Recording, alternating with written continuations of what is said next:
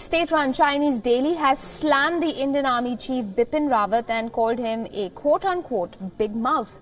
The Chinese daily Global Times in an editorial piece said that the Indian Army chief could ignite the hostile atmosphere between the two countries.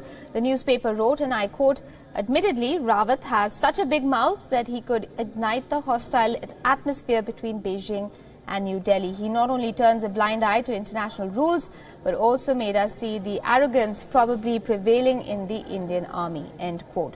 The reaction of the Chinese daily came after the Army Chief Bipin Rawat had said on Wednesday that India needs to be prepared for a two-front war, indirectly referring to China and Pakistan.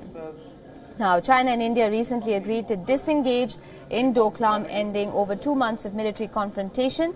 India's army chief's remarks came a week after Prime Minister Modi and the Chinese President Xi Jinping met during the BRICS summit in Xiamen and sent positive signals about bilateral ties between the countries. WION senior editor Surya Gangadharan live on the broadcast with me for more on that story. Surya, calling the army chief a big mouth, do we put that down to the wrong use of words, or is China really serious with that claim? Well, if you recall, the Chinese Foreign Ministry at one point during the Doklam standoff had referred to NSA Ajit Doval as a schemer.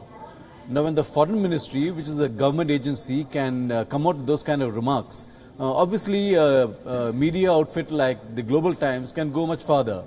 Global Times has been fairly aggressive on India throughout the Doklam standoff, and they've been alternately threatening, intimidatory, warning India of all kinds of consequences.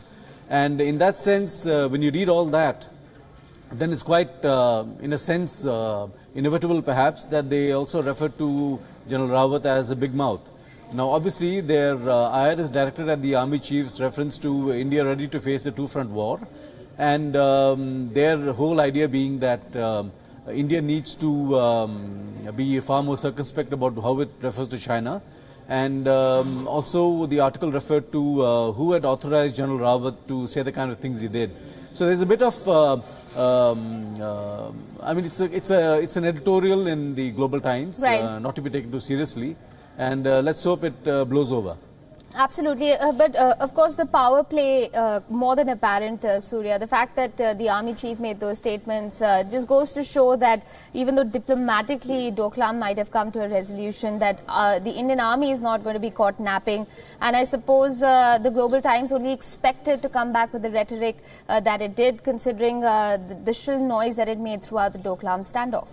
I think it also reflects some sense of ire over the fact that China has lost face on the Doklam standoff, and India's prestige in that sense enhanced just ahead of the BRICS summit.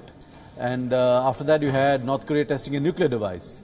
So read with all that, there's a sense perhaps among the Chinese that they've bitten off more than they can chew, and they need to review their sense of how countries will respond to their initiatives. Right, we leave it at that, Surya. Thanks very much for joining us on the broadcast with those details.